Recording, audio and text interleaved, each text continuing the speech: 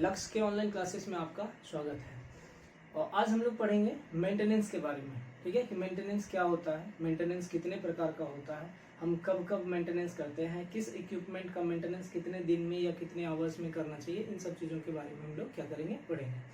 तो उम्मीद करते हैं कि इसके पहले का जो प्रीवियस लेक्चर आपके पास पहुँचा होगा या गया होगा तो वो आप देख चुके होंगे, जिसमें कि हमने डिस्कस किया था कि टेस्टिंग क्या होता है, टेस्टिंग क्यों करते हैं हम, ठीक है, या फिर एक संस्था है BIS या फिर ISI, ठीक है। तो उस संस्था का क्या काम है, क्या रोल प्ले करता है इलेक्ट्रिकल फील्ड में, BIS या फिर आपका ISI या फिर ISO, क्लियर है। या फिर इसके बारे में और फिर पढ़ लिए थे हम लोग टेस्ट कितने टाइप के होते हैं, जैसे कि टाइप टेस्ट हो गया था, स्पेशल टेस्ट हो गया था, रूटीन टेस्ट हो गया था। तो इसको हम कैसे किस चीज़ को आप कह सकते हैं कि वो टेस्ट टाइप टेस्ट के अंदर आएगा या फिर रूटीन टेस्ट के अंदर आएगा या फिर स्पेशल टेस्ट में आएगा, इन सब के बारे में हमने डिस्कस किया था। तो आज हम लोग डिस्कस करेंगे किसके बारे में, मेंटेनेंस के बारे में। ठीक है कि मेंटेनेंस क्या होता है। ध्यान दीजिएगा, कोई भी इक्विपमेंट है, कोई भी इक्विपमेंट रिलेटेड हो, चाहे इलेक्ट्रिकल हो चाहे मैकेनिकल, कोई भी किसी प्रकार का इक्विपमेंट होगा, उसको मेंटेनेंस की आवश्यकता है। कब?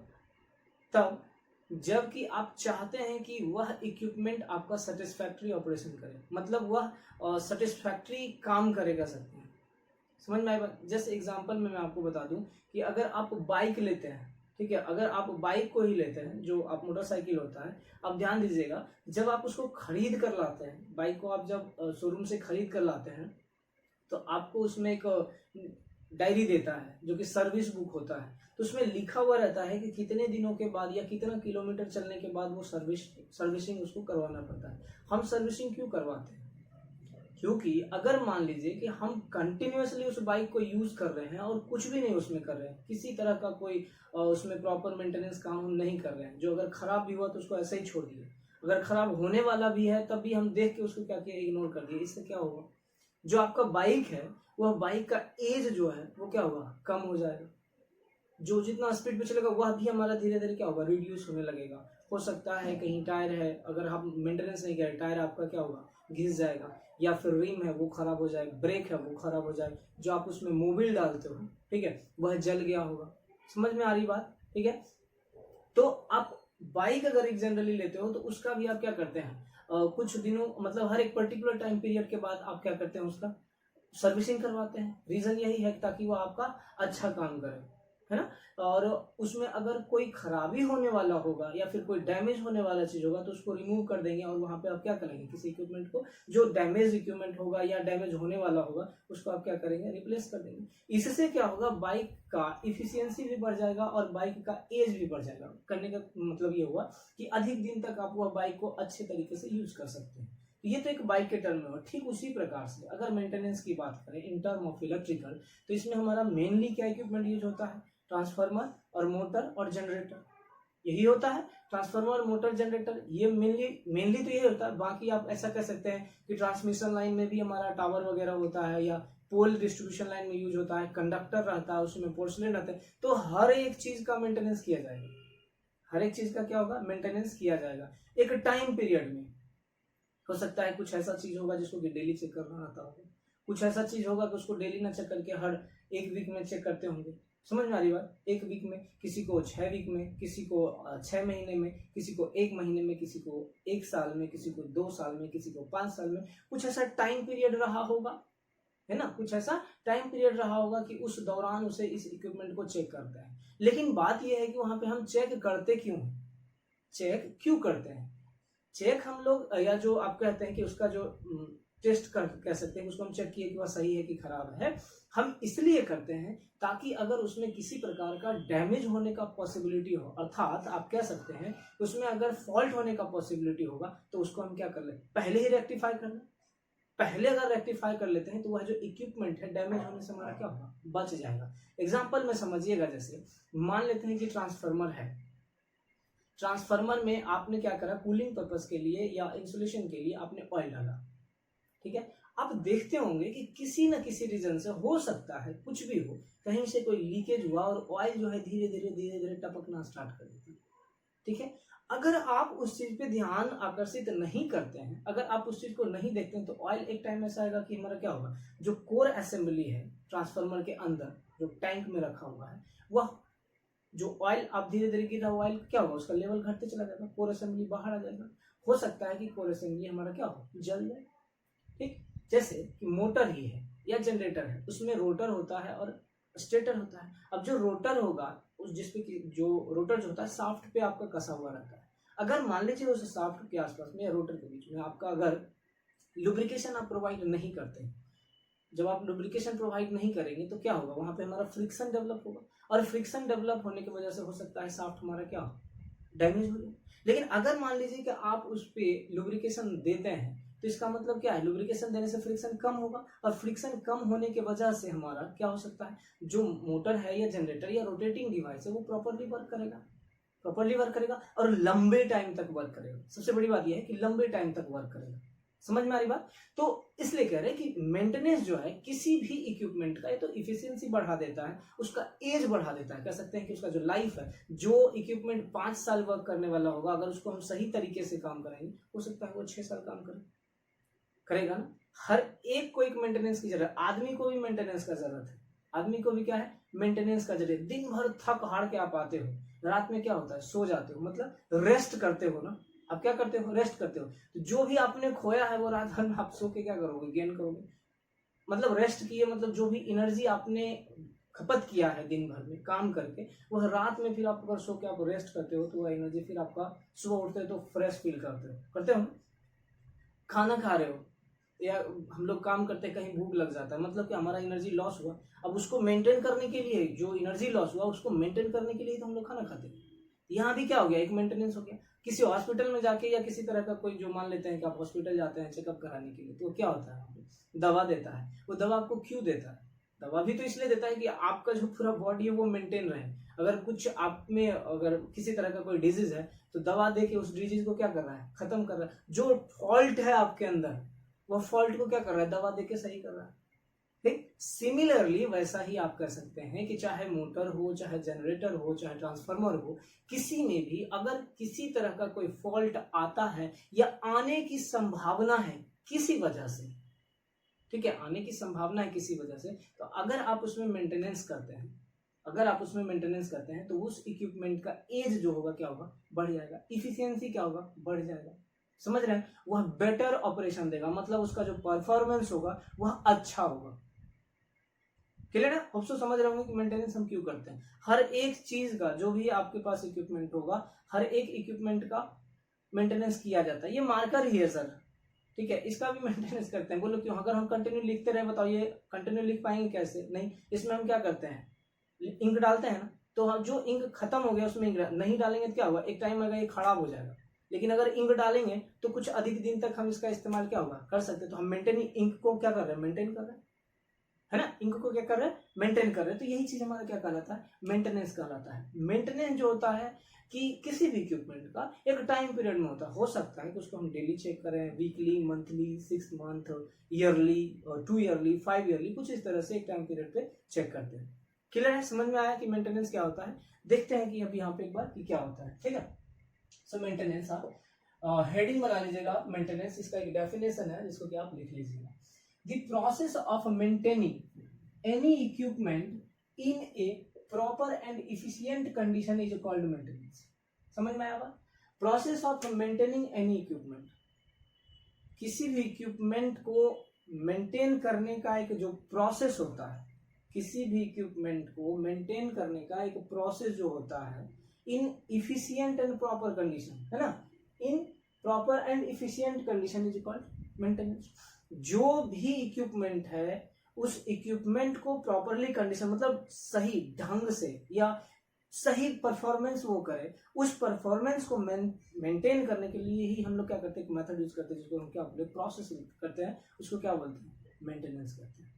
ठीक है, साइकिल हो गया, हर एक इक्विपमेंट, साइकिल में ही आप क्या करते हैं, देखो, जब आप साइकिल चलाते हो तो उसका जो चेन होता है, जो गियर होता है, उसमें आप क्या डालते हो, लिक्विड लुब्रिकेंट डालते हो कि नहीं। अगर नहीं डालते हो तो उसका स्पीड क्या होता है, धीरे धीरे स्लो हो जाने लगता है। एक टाइम ऐसा भी हो सकता है कि चेन में अगर आप लुब्रिकेंट नहीं डालते हो तो चेन आपका क्या होता है, ब्रेक हो सकता है। चेन क्या होगा, ब्रेक हो सकता है। तो नहीं, जब आप उसको मेंटेन कर रहे हो तो चेन आपका क्या हो सकता है, ब्रेक हो सकता है। साइकिल की बात कर रहा हूँ मैं, ठीक है, या बाइक में भी जो चेन होता है वो भी ब्रेक हो सकता है।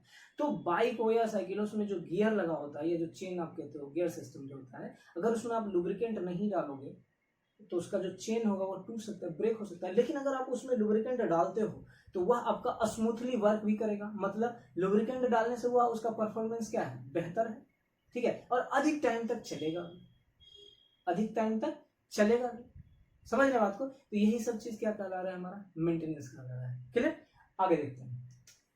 For satisfactory operation the machine should always inspect daily, monthly, yearly according to the planned program of checking and inspecting. क्या कह दिया कि अगर उसको हम सेटिस्फैक्टरी ऑपरेशन के लिए, इन द सेंस कि उसको हम संतुष्ट कह सकते हैं, हम देखें उसको डिवाइस अगर सही तरीके से अगर मतलब हाँ सही है, सही तरीके से वह परफॉर्म कर सके या उसका ऑपरेशन जो है सही तरीके से हो सके, तो वही सेटिस्फैक्टरी ऑपरेशन के लिए हम लोग क्या करते हैं, इक्विपमेंट को चेक करते रहते हैं, मतलब इंस्पेक्ट करते हैं, चेक करते हैं कि उसमें क्या खराबी है या क्या खराबी होने वाला है। समझ में आए? क्या खराबी है या क्या खराबी होने वाला है, उसको फाइंड करते हैं और फाइंड करके हम उसको क्या करते हैं, रेक्टिफाई कर लेते हैं। अच्छा, वो जो हम चेक करते हैं, इंस्पेक्ट जो करते हैं, कैसे, या तो हम डेली करेंगे, यही चीज मैंने आपको बताया था, डेली करेंगे या मंथली करेंगे, ईयरली कर सकते हैं, according to the plan program of checking and inspecting. एक प्रोग्राम बनाएंगे कि कितने दिन में हमको चेक करना है। तो बहुत सारी चीज आपको हम बताएंगे कि कुछ ऐसा चीज भी होगा जिसमें कि हम लोग देखेंगे कि कुछ चीजें होंगी जिसको कि डेली चेक करते हैं, ठीक है, कुछ चीजें होंगी जिसको कि हम डेली चेक करते हैं, या कुछ चीजें होंगी उसको एक वीक में चेक करते हैं। कुछ चीजें जैसे कि आप बाइक में ही आप करते हो, जब आप जो सर्विस बुक रहता है आपका, सर्विसिंग बुक जिसको बोलते हो, उसमें जरूरी नहीं है कि सर आपका उसमें दिया रहता है कि मान लीजिए 500 किलोमीटर चलेगा तो पहला सर्विसिंग कराना है। अगर वह 5000 या 2000 या 1000 कुछ इस तरह से आपका डिफरेंट किया हुआ रहता है, 2000 किलोमीटर चलेगा तो दूसरा सर्विसिंग, 3000 या 4000 चलेगा तो ये क्या है, एक प्लान किया हुआ है कि नहीं, पहला 500 किलोमीटर पे या 100 किलोमीटर पे, दूसरा 500 किलोमीटर पे, तीसरा 1000, 1200, 1500 किलोमीटर पे, कुछ इस तरह से एक प्लान किया हुआ है। उतने टाइम पीरियड में आपको क्या करना है या उतने डिस्टेंस पे आपको क्या करना है, सर्विसिंग जाके करवाना है, यही होता है। तो यहाँ पे भी क्या होगा कि जो भी इक्विपमेंट होगा आपका मशीन में, कोई भी ट्रांसफार्मर हो, मोटर हो, जनरेटर हो, एक टाइम पीरियड में उसको क्या करना है, चेक करना है। टाइम पीरियड में फिर उसको हम इंस्पेक्ट करेंगे कि हाँ उसमें कोई डैमेज तो नहीं है। अगर डैमेज होगा तो हम पहले ही रेक्टिफाई कर देंगे। अगर पहले रेक्टिफाई करते हैं तो इन फ्यूचर उसमें क्या होगा, फॉल्ट नहीं होगा। अगर पहले ही हम उसको छोड़ दिए तो क्या होगा, उसमें फॉल्ट आने का चांस हो जाता है। जैसे कि अगर मान लेते हैं कि कहीं पे भी किसी भी ओवरहेड लाइन में आपका कंडक्टर बिछा हुआ, मतलब स्ट्रिंगिंग किया हुआ है, ठीक है, कंडक्टर स्ट्रिंगिंग किया हुआ है, आप उसको चेक नहीं किए, उसका इंसुलेटर टूट चुका है, फूट चुका है, ब्रेक हो चुका है, ठीक है। अब जहां पे जिस इंसुलेटर से आपका कंडक्टर टाइट किया हुआ था वो इंसुलेटर ब्रेक कर चुका है, इन फ्यूचर हो सकता है कि वह कंडक्टर आपका पोल पर से नीचे हो जाए, ऐसा हो सकता है। लेकिन पहले ही अगर आप उसको चेक कर लिए अकॉर्डिंग टू प्लान प्रोग्राम, मतलब देख लिया हम जाके पहले, नहीं अच्छा इंसुलेशन ब्रेक किया, हम पहले ही चेक करके देखे टूटा हुआ है या ब्रेक किया है तो उसको हम चेंज कर दिए, रिप्लेस कर दिए, तो क्या होगा, वह कंडक्टर जो है कभी गिरेगा क्या, नहीं। तो क्या हुआ यहाँ कि मेंटेनेंस, यहाँ पे हम क्या किए, उसको मेंटेन कर दिए, जो टूटा हुआ था उसको हम मेंटेन कर दिए, हटा दिए उसको, उसकी जगह पे हम नया लाए, और नया जब लाए तो हम फिर से वापस उसको उसी तरह से टाइट कर दिए उस इंसुलेटर से, तो वह फिर वर्क करेगा आपका कुछ अधिक दिन तक, वर्क हमारा क्या होगा, करेगा। अगर नहीं हम उसको करते अगर प्रॉपर मेंटेन तो क्या होता है, वो कंडक्टर गिर के नीचे आ जाता है। समझ में आ रही बात? तो ये हमारा क्या था, मेंटेनेंस था। देखिए एक अलग वे में भी कह सकते हैं, समझिएगा, a machine should never be allowed to run without lubrication. देखिए ये किसके लिए बोल रहा है, रोटेटिंग मशीन के लिए, कि कोई भी मशीन होगा, मोटर, जनरेटर, जो भी होगा आपका, अल्टरनेटर जिसको बोलते हो, वो भी सिंक्रोनस मोटर हो, इंडक्शन मोटर हो, सिंगल फेज इंडक्शन मोटर हो, तो ये सारा कोई भी डिवाइस होगा अगर, तो उसमें लुब्रिकेंट जरूरी है। अगर आप लुब्रिकेंट नहीं दोगे तो उसमें जो बियरिंग होगा वो हमारा क्या होगा, घिस जाएगा, और घिसने के वजह से हमारा हो सकता है जो शाफ्ट वगैरह ब्रेक हो जाए, है ना, शाफ्ट वगैरह क्या होगा, ब्रेक हो जाए। अगर दो को जोड़ के रखे हो तो ब्रेक अगर हो गया, टूट गया, तो हमारा क्या होगा, डैमेज, फॉल्ट होगा। वही चीज कह रहा है यहाँ पे कि कोई भी मशीन को हम कभी भी अलाउ नहीं करते हैं टू रन विदाउट लुब्रिकेशन। बिना लुब्रिकेशन का किसी भी मशीन को हम अलाउ नहीं करेंगे कि वह रन करे या ऑपरेशन में रहे। Proper care should be taken for its cooling and overloading. देखिए ओवरलोडिंग के टाइम में क्या होता है, ओवरलोडिंग का मतलब क्या होता है कि अगर किसी पे कैपेसिटी मान लीजिए कि है कि आप 10 किलोवाट तक कर सकते हो, उसको आप 10 किलोवाट से भी अधिक बढ़ा रहे हो, 10 किलोवाट से भी अधिक क्या कर रहे हो, बढ़ा रहे हो, तो क्या होगा, हर एक का एक टॉलरेंस होता है, वो बढ़ेगा, लेकिन वो क्या होगा, फुल कैपेसिटी से। जैसे कि अगर मान लेते हैं इस तरह से कि आपका कैपेसिटी है कि 40 केजी वजन आप उठा के ठीक ठाक वर्क कर सकते हो, मतलब चल सकते हो, जो भी है ना, उसको उठा के आप एक जगह से दूसरे जगह पे लेके जा सकते हो, 40 किलो का आपका कैपेसिटी है। लेकिन आपको क्या किया गया, 40 केजी की जगह पे 45 केजी कर दिया गया। देखिए ज्यादा वजन नहीं, फिर भी बढ़ा। तो ऐसा नहीं है कि आप 45 केजी उठाओगे तो तुरंत ही बैठ जाओगे, टाइम लगेगा। 45 केजी वजन उठाते हो तो कुछ दूर तक चलोगे, जो आपका डेस्टिनेशन होगा कि ए पॉइंट से लेके बी पॉइंट तक जाना होगा, अगर ये है ए पॉइंट से लेके बी पॉइंट तक अगर जाना होगा तो 40 केजी के साथ आप प्रॉपर्ली यहाँ से लेके यहाँ तक पहुंच जाओगे। अगर इसी में हम कह रहे हैं कि ओवरलोड कर दिया आपको, 45 की जो हम केजी कर दिए, अगर हम 45 केजी कर देते हैं तो क्या होगा, आप ऐसा नहीं कि यहाँ तक पहुंचोगे, कुछ दूर तक यहाँ पहुंचोगे, अगर यहाँ पहुंच भी जाते हो तो बहुत थके हारे पहुंचोगे। तो यहाँ पे भी आप जब करोगे तो उससे ज्यादा एनर्जी लॉस होगा। तो यहाँ पे भी कहते हैं कि कोई भी इक्विपमेंट को हम अगर ओवरलोडिंग करते हैं तो उसके अंदर जो वाइंडिंग होगा, क्योंकि ओवरलोड करने से करंट बढ़ जाता है, और करंट अगर बढ़ जाता है तो लॉसेज भी बढ़ जाएगा, I2R जिसको बोलते हैं, और लॉसेज बढ़ेगा तो मतलब हीटिंग होगा, और हीटिंग अगर बढ़ेगा तो हमारा जो वाइंडिंग है वह क्या होगा, डैमेज हो जाएगा। समझ में आई बात। अगर मान लेते हैं कि लोडिंग बढ़ा तो करंट बढ़ा, करंट बढ़ेगा तो I2R लॉस जो होता है वो बढ़ जाएगा। अगर I2R लॉस बढ़ जाएगा मतलब लॉसेस अधिक हो रहा है ना, लॉसेस अधिक हो रहा है तो टेम्परेचर बढ़ेगा, टेम्परेचर बढ़ा तो जो वाइंडिंग है वो हमारा क्या हो सकता है, वाइंडिंग का इंसुलेशन क्या होगा, डैमेज हो सकता है। और अगर वाइंडिंग का इंसुलेशन डैमेज होता है तो उसके बीच में जो लाइव कंडक्टर या कॉपर कंडक्टर होगा वह सब आपस में क्या होगा, टच कर जाएगा, और अगर आपस में टच कर रहा है तो हमारा एक बहुत बड़ा फॉल्ट होने का पॉसिबिलिटी बढ़ जाता है। समझ में आएगा। हाँ, तो इसके लिए हम क्या करते हैं, कूलिंग प्रोवाइड करते हैं, जो कि जैसे कि ट्रांसफार्मर में हम ऑयल डाल कर रखते हैं, है ना, कि जो भी कोर कॉइल असेंबली है उसमें, जो भी असेंबली उसमें लगा हुआ है वह असेंबली आपका प्रॉपर वर्क करे। समझ में आई बात। आगे देखिए, तो ये चीज हो गया, proper care should be taken for its cooling and overloading. जब हम इसका ओवरलोडिंग होता है तो उस टाइम हमें स्पेशल ध्यान रखना पड़ता है कि अधिक तो नहीं हो गया, अगर अधिक हो गया तो उसको हम कहीं ना कहीं दूसरी जगह से उसको स्विच ऑफ करेंगे, या मतलब उसको किसी तरह से मैनेज करके हम क्या करेंगे, फिर जाके सप्लाई करेंगे, किसी एक जगह का शट डाउन करेंगे, इस तरह से कुछ हम लोग क्या करते हैं, मैनेज करते हैं। आगे बढ़ते हैं, the machine must be kept free from moisture, humidity, dust, dirt etc। देखिएगा ये भी एक सही चीज है कि मान लेते हैं कि कोई भी इक्विपमेंट है, इन द सेंस की अगर मशीन है, मशीन की ही बात कर रहे हैं तो मशीन में जो वाइंडिंग होता है उस पर अगर आप डस्ट जमा हो जाता है या उस पर मॉइस्चर आ गया, पहला तो इस चीज को समझो कि जो वाइंडिंग है उसके ऊपर इंसुलेशन है, उस इंसुलेशन के ऊपर अगर मॉइस्चर आ गया, मॉइस्चर इन द सेंस पानी का कुछ बूंद कह लीजिए, ठीक, मॉइस्चर कह रहे हैं या ह्यूमिडिटी, नमी होता है दोनों का, तो वह जो पेपर है वो क्या होगा, गल जाएगा। क्या होगा, गल जाएगा। पेपर गल गया मतलब इंसुलेशन हमारा जो वाइंडिंग के ऊपर था क्या होगा, डैमेज होगा। किसी केस में, चाहे आप ट्रांसफार्मर की बात करो, चाहे मोटर की बात करो, चाहे जनरेटर, हर एक में वाइंडिंग रहता है, ठीक है, हर एक में वाइंडिंग रहता है। अगर मान लीजिए कि इंसुलेशन आपका जो है डैमेज हुआ, इंसुलेशन डैमेज होने से वह जो कॉपर कंडक्टर है वो क्या होगा, बाहर आ जाएगा। हाँ, कॉपर कंडक्टर अगर बाहर आता है तो दो कॉपर कंडक्टर अगर आपस में टच करेगा, स्पर्श में आएगा, कांटेक्ट में आएगा, तो हमारा फॉल्ट होने का पॉसिबिलिटी मतलब शॉर्ट सर्किट हो जाएगा, और शॉर्ट सर्किट अगर होता है तो फॉल्ट होने का पॉसिबिलिटी क्या होगा, बढ़ जाएगा, फॉल्ट हो जाएगा। दूसरी बात करते हैं डर्ट की। डर्ट एक्चुअली में देखो कि मान लेते हैं ट्रांसफार्मर वगैरह में भी जो डर्ट अगर जमा रहता है, अगर साफ है तो उसका इंसुलेशन रेसिस्टेंस अधिक होगा।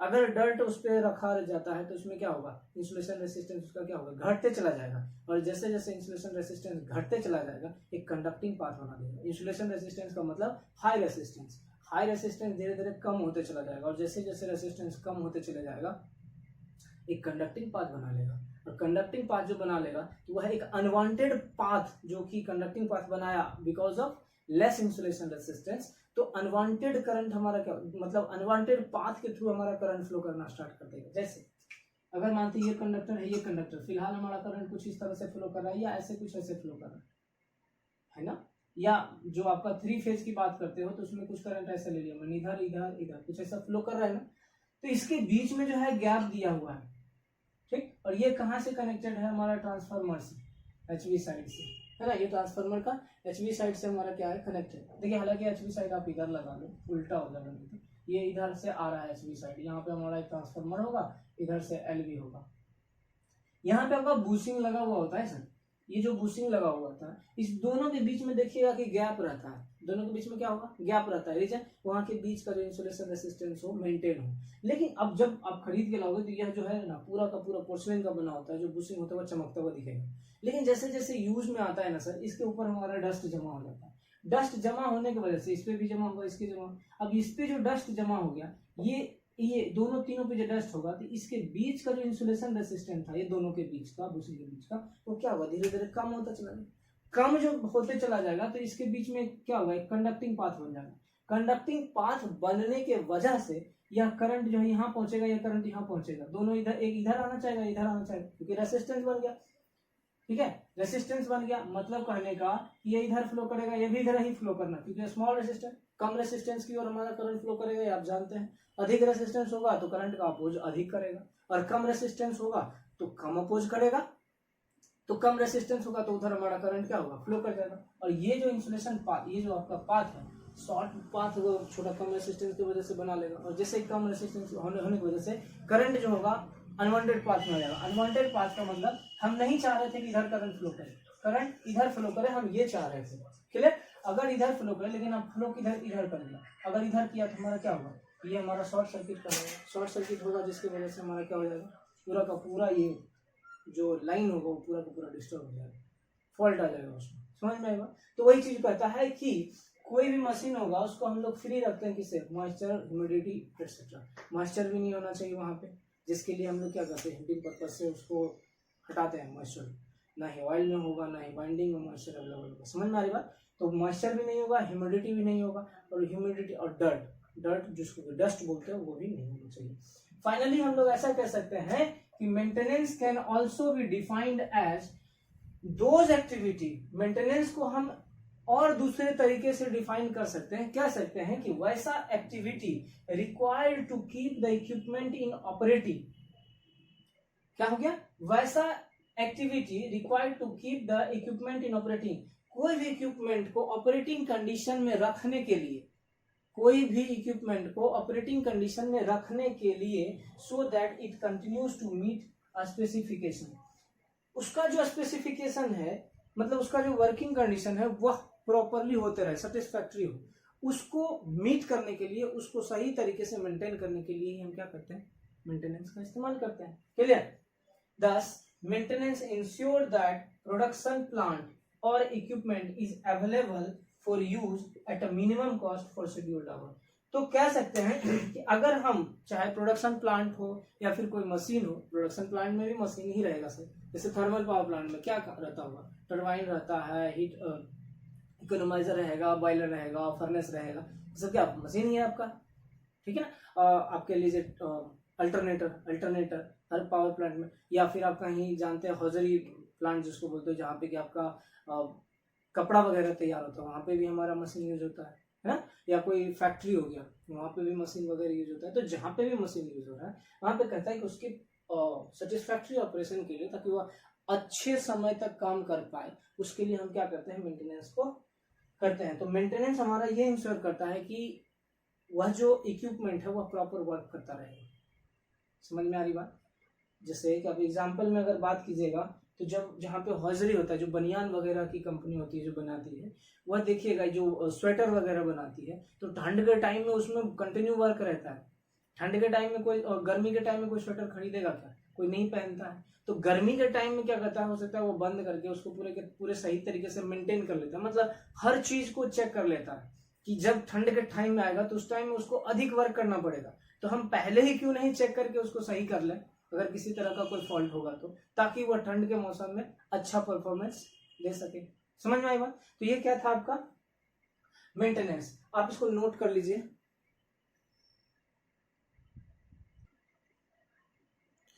लिखिए अब जो है नेक्स्ट हम देख लेते हैं टाइप ऑफ मेंटेनेंस। क्या टाइप ऑफ मेंटेनेंस,